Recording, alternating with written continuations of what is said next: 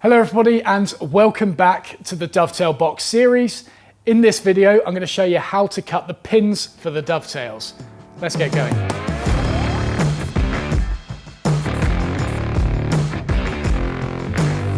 Okay, so with this part of the project, this is where things can start going wrong if they haven't already. And what I'm going to do with this is, in this video, as I just said, I'm going to show you how to cut the pin sockets, and then I'm going to do a separate video in the next part on showing you how to troubleshoot problems, what might go wrong and how to actually fix them, because there's a lot of things that can go wrong with this, and there's a lot of different ways on how to diagnose and actually fix those problems. So it's going to be split into two. If your concerns aren't covered in this video, they probably will in the next one. And if you haven't already, please consider watching the student series for this project, where Rob will be making the project alongside me. So if he makes any extra mistakes that I forgot to cover, I'll show him how to fix them as well, so you can benefit from that experience as well. Let's get into it. Now, the pins are definitely the hardest part of the dovetails. As for the tails, they weren't too difficult. The only thing we needed to make sure that we got accurate was making sure that the end grain was square. The pitch of the dovetails didn't matter because in the previous part we traced around that with a knife, and we've got a perfect outline of whatever happened with those tails previously. As for the pins, we now need to get the top line accurate, and you need to get them perfectly vertical as well. So there's two things to get right in this stage. So here we've got the end of a blank piece of material, which we're going to represent as the pin socket. Now, what we've done so far is we've scratched a baseline with a marking gauge. That is not even whatsoever. Let me try that again. We've scratched a baseline with the marking gauge, and this has only been done on the front and the back. What I'll also draw on here is a face side, and face edge will be around the back there. So marking gauge line on the front, marking gauge line on the back, which we obviously can't see. And we have traced around some dovetails in the previous step on the top, and then squared them down to hit that baseline. And then what we've done is marked the waist, which is a very important step because it's really easy to cut out the wrong areas on this and thus get two negative shapes of the dovetail joint. One of you will do it, I guarantee it. So mark the waist on top, mark the waist on the front because we might as well. And there you go, that is our blank pin socket. Now, when it comes to sawing this out, obviously the saw cut has a width to it, which is called the kerf. A saw is not a knife, which as it goes into the material, it separates the fibers. A saw will remove those fibers. It turns it into dust. We all know this. So what you need to do with this saw cut is get it right up against that line. So essentially, you're looking to split that line in half with the saw cutting on the waist side of the line. So with this socket here, when we cut, the saw needs to turn all of this into dust. And you can see that it stops right up against that blue line. This one needs to cut on the inside, but the kerf stops right up against that blue line. Obviously, this is going to carry on all the way to the front, like that. You've got to put the practice in to get this right. And then we need that saw cut to continue down right up against that line and turn all of this into dust as well. Then, with those two cuts established, we'll then go down with a coping saw, whoop, cut across like that, cut back the other way just to get rid of this little notch here, and then chisel down to the baseline afterwards. The reason you don't cut on the line is because if, let's say, this turned to dust and we just overlap over that line, this will all be okay, but that remaining area that is overhanging the line, this little area here, represented by green, which contrast is rubbish, I know. Let's try purple instead. Will be a gap, which is why it's really important at this point to mark the waist side, because if you cut the wrong side of the line, then you've got a gap that is the size of the kerf of the saw, so whatever that happens to be. Now, as I said, this does take a little bit of practice to get right. With the saw that I owned before I got this one, I had that distance, that width on lock. I knew exactly how wide it had to be. I knew how close to the line I needed to be in order to split that line in half while cutting on the waist side. Since moving to this saw, the kerf was slightly different, but it was very close still, and it didn't take too long for me to adjust. However, with my Japanese saw, to be honest, I'm actually pretty bad at this. Because it's a much thinner plate on these, because they cut on the pull stroke, you see how bendy that is, I tend to accidentally cut too far away from the line when I'm using this, thus leaving material that I need to chisel down later. Now that's not necessarily a bad point towards Japanese saws, it's just simply that I haven't put in as much practice with one of these as I have with a Western style saw. Every now and then people will ask me, well, if you recommend Japanese saws for beginners, does that mean that Western style push saws are better for advanced people? No, it depends entirely on what you're trained with and what you're more comfortable with. If you start with a Japanese saw, you'll know how wide that curve is and you'll be able to continue using it with ease in the future. Whereas if you train with a Western style saw like I did, then you'll get used to the width of this saw. The reason I recommend the Japanese saws for beginners is simply for starting that cut. Cutting on the pull stroke is generally a lot easier and a lot more natural to people. Sorry, that was a little bit of a tangent there. So we're getting the pins up in the vise. Now what I'm going to do is put this so the face side is facing towards me and obviously I can see the top. I never cut these from the back because this entire face here is hidden once the joint is assembled. So I'm not really too interested about these lines on the back. Obviously I need to get them vertical, but the ones I am worried about are these, and I want to make sure that I don't overcut them with the saw. So the front and top I would advise to be visible.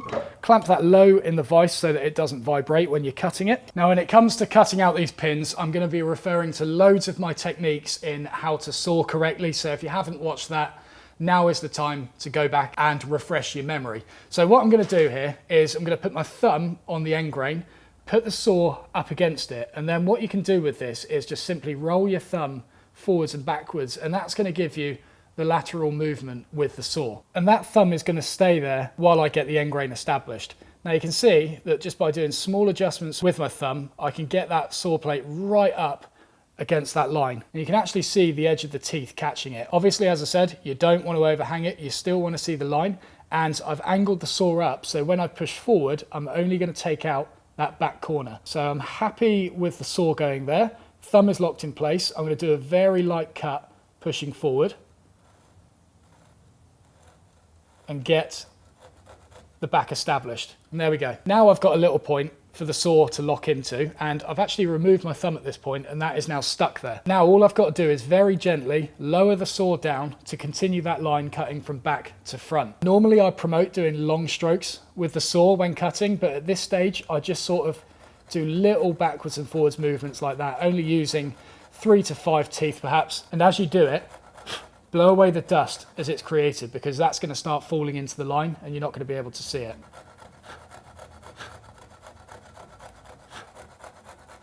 There we go. So that is now the top established, and I can put the saw into that line, and now that can't go anywhere. And now at this point, it's where you want to start doing those long strokes with the saw. You've got all these teeth to use. You purchased them. You might as well use them. What happens is when people get cautious about this stage, they just do little nibbles all the way down, trying to descend that line really carefully.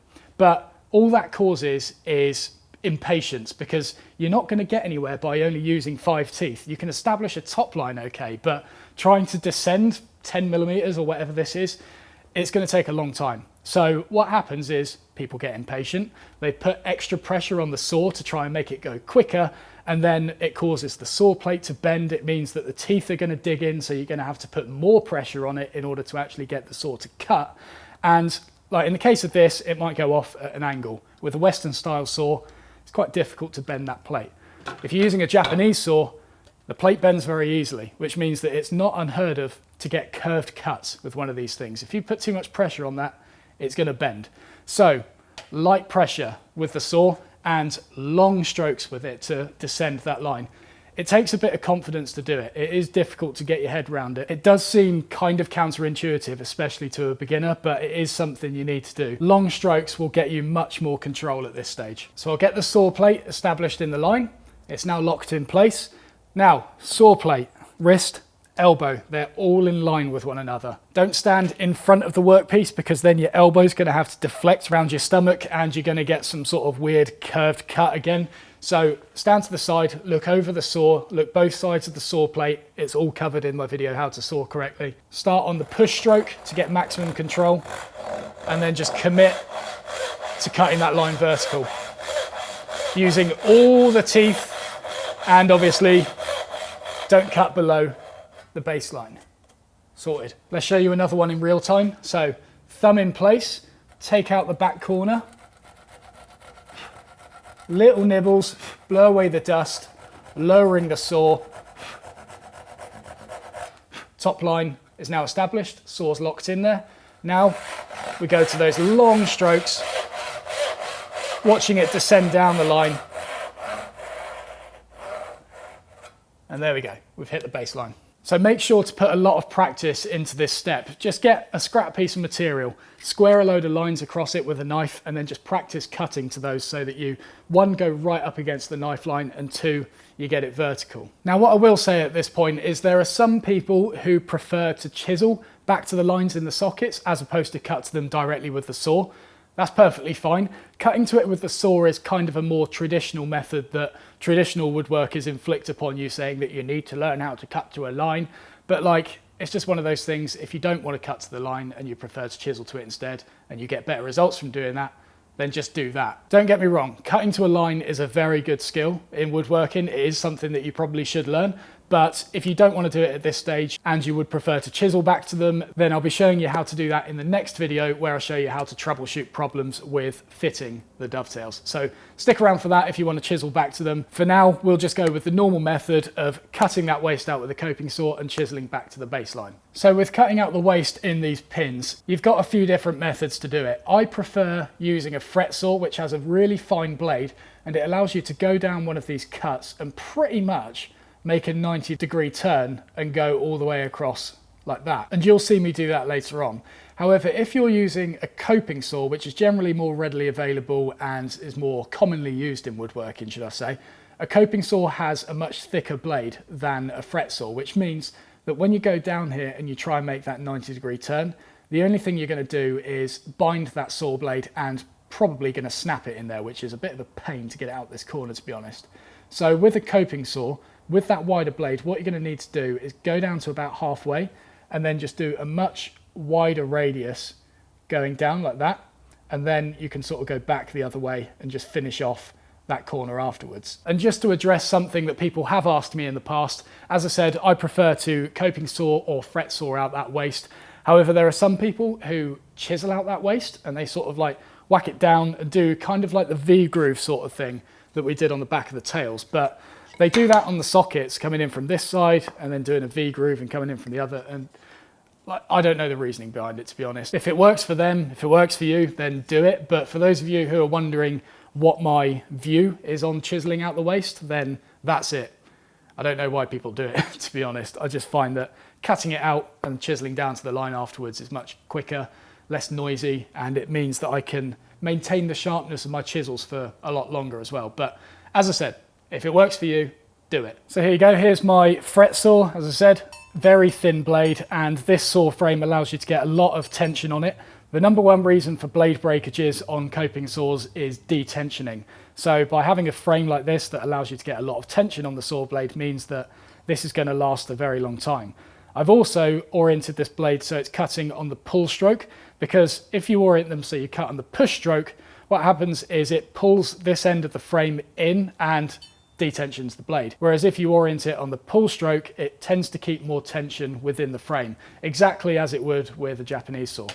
So we'll go down the cut. As I said, it's a very thin blade. I can pretty much make that 90-degree turn in the cut. But here you go, we'll go on the nearest tail first. With the thin saw blade, I'll maybe go down to about 2/3 of the way from the baseline.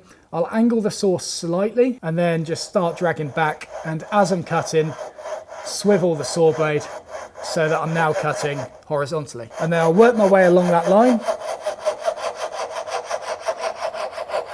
And as you get to the end, remember that you don't want to be cutting at 90 degrees to this, because you've got the angle of the dovetail to match. So just start swiveling that saw to match the angle of the pin, and out it comes. But this is why I orient the piece in the vise so that I'm looking at it from the face side, because if I was to accidentally cut into this back area with the fret saw by not matching the angle of the pins, then like that's not seen anyway. It's going to be hidden by the shoulder of the tail that's coming in here. So if you accidentally cut into that, it's not the end of the world, but obviously it's not something that you want to do. So just make sure to match the angle of that pin as you're about to separate the material. And many people ask me how close they need to cut to this baseline with the coping saw or fret saw.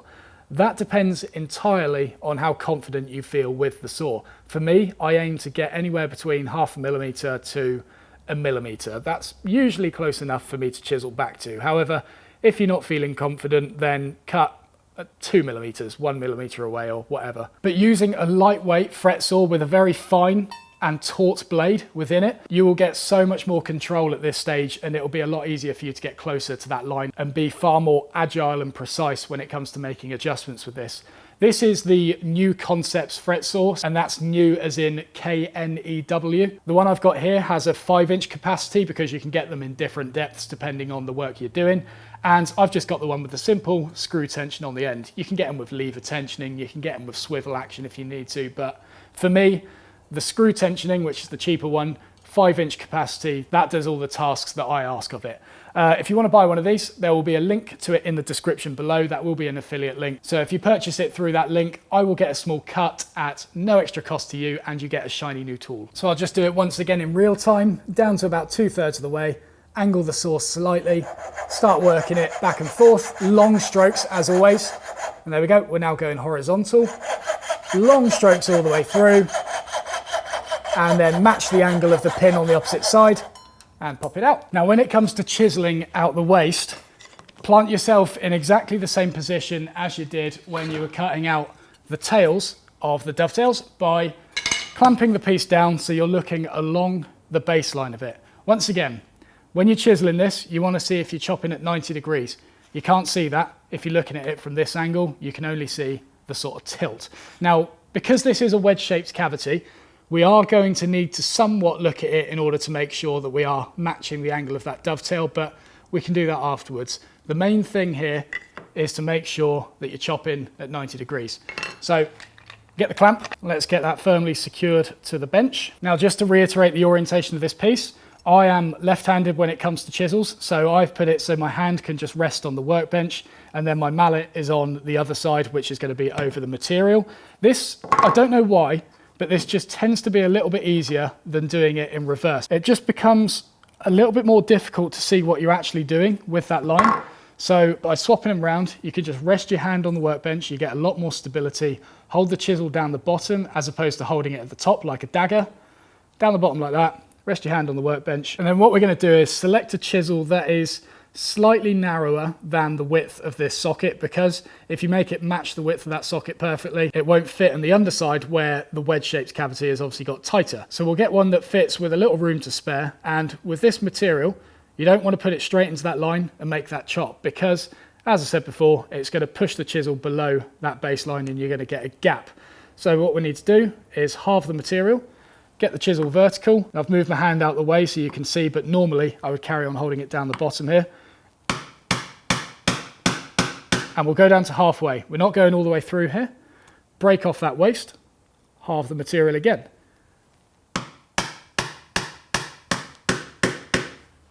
Break off that material, and now the chisel can go into the baseline and take that final chop, making sure it's at 90 degrees. Once again, you can get a square in here if you need to, but usually your eye is quite good at seeing 90 degrees.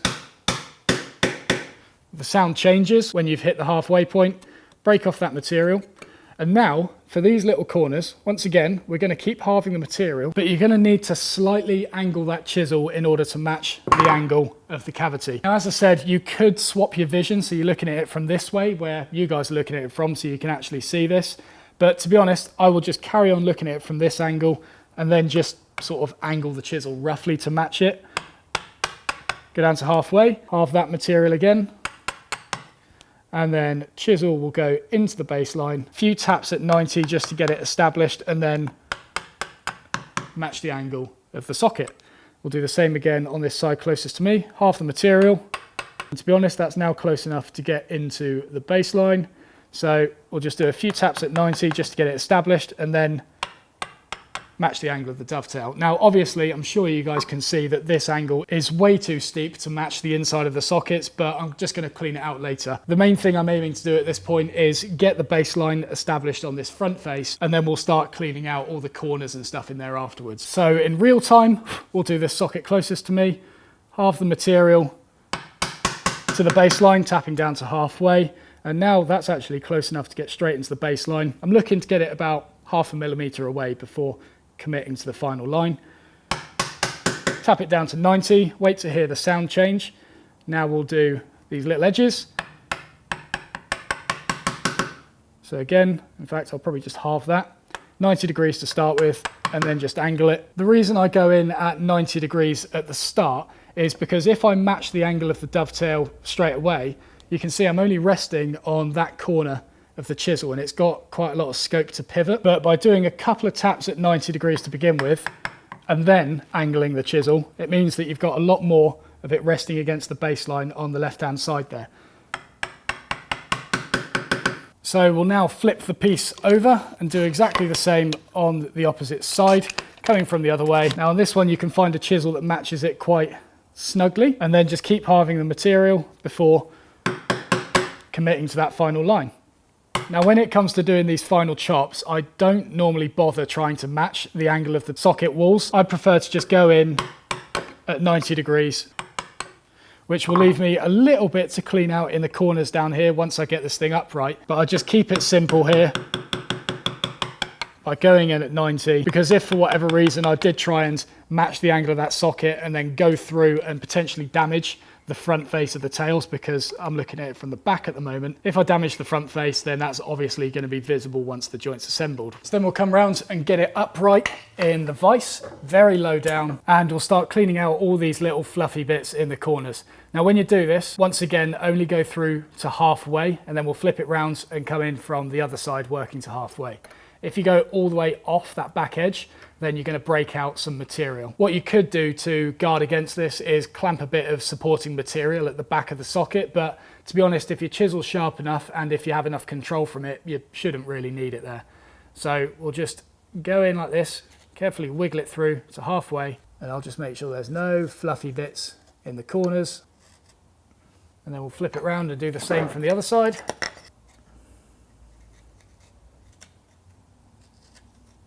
Now, depending on the material you're working with, you will sometimes get a little bit of crushing at the bottom of the socket here. It's not too bad with poplar, but if you're working with things like oak and ash and yellow pine particularly, yellow pine is a minging one for this, you'll get a little bit of crushing there where it's sort of where the fibres meet when you were chiseling in from the front and you were chiseling from the back. It weakens the material and they tend to split out of place as opposed to cut. If you get a little bit of crushing, as long as it's not on one of these corners, it's going to be completely hidden once the tail descends anyway. So if you've got a bunch of crushing happening in there, don't stress about it. Chances are it'll all be hidden once assembled. And then, providing that you've matched the angle of the tails perfectly with your saw cuts at the beginning of this stage, you've now got two things to check. One, do those saw cuts descend vertically? And two, is the baseline square to the front edge? So the first check, let's see if the lines are actually going down vertically. Now, because we scored these down with a knife, if they weren't descending vertical, then we would see a knife line on the front edge here. So that all seems to be okay. I'll just check the back as well. Seems to be okay, although I reckon the back of this one here, I think that's slightly sloping down in towards the socket, which has created a slight wedge shape. And if I check the back, there's a little bit of a knife line there as well. So to straighten that out, I'm going to get a chisel coming in from the side like this. I'm not going to do it coming from the top, just in case that splits in a direction that's not intended.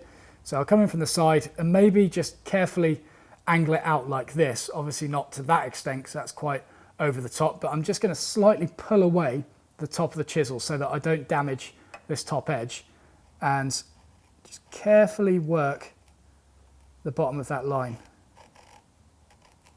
I'm literally just peeling away tiny fibres at a time here to get maximum control without breaking out any material, and then sever the fibres at the bottom.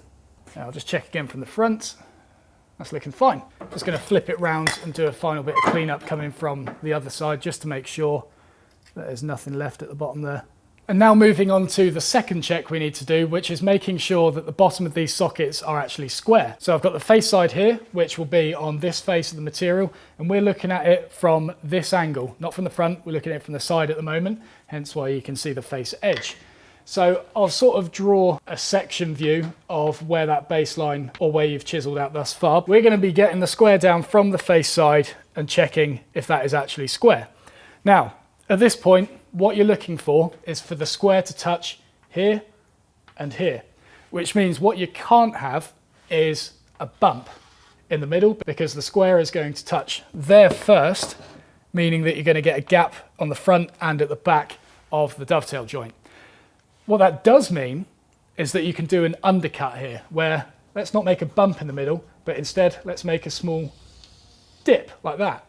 That's over exaggerated. You don't want it to be that deep, but at this stage you can get away with doing an undercut because the square is going to touch on the front and back edges, which are the only two parts of the dovetail you see after it's assembled. It's for the same reason that you can get away with that little bit of crushing in the socket, because once the tail goes in from above, it's all hidden. So when people are introduced to the concept of an undercut, they love it. It's mind blown. So what they'll do is they'll get the chisel in from the edge and they'll go boom, boom, and make a really, really deep undercut. Now, not only does that make you lose strength within the joint, but also when you plane down the faces to be flush afterwards, what you're going to start doing is exposing some of that undercut. And it's one of those things with a plane, when you're planing something flush, it's meant to make it look better. So when people see that gap, they think, oh, if I plane it more, then it'll get better. But actually, it's making it worse because you're opening up more of a gap as a result of the undercut that you put in it. So instead, if you are going to do an undercut, it's best to go in at 90 degrees, as I just showed you to begin with, and then just doing a slight, like 1 degree, half a degree angle if you need to sort of make a small undercut. And obviously you're coming in at 90 degrees from this face as well, and then angling the chisel out. And that's just going to take a little scoop out, but it still gives you a nice 90-degree face, so you can plane down afterwards without opening up any gap before hitting the undercut. So it's one of those things worth knowing. I used to be an absolute fiend when it came to undercutting, but to be honest now, with where I position myself when I'm chiseling, I can quite easily see if it's going down at 90 degrees or not. And if I do get a small bump when I check it with a square, I'll just get it upright in the vise again, mark where that bump is, and then carefully chisel it out, working from both sides exactly as we did before. So now that we're happy that the walls are descending at 90 degrees and the shoulder line is at a perfect 90 degrees, maybe with an undercut, maybe without, and of course we're confident that we've hit the lines on the top of the tails, it's now time to check if they fit. So I've clamped the pin securely in the vise, light taps from above. You shouldn't be whacking this when you do it. You should just need light pressure, especially on something small like this. And when you do it, the areas you want to be watching are here, here, and probably there or there. Those tend to be the areas that split when you're assembling a dovetail that's too tight. It can occasionally split sort of here and here as well, but usually it's going to be that area there because there's not a lot of material supporting it and preventing it from splitting away. But this feels like it's going to bottom out quite nicely.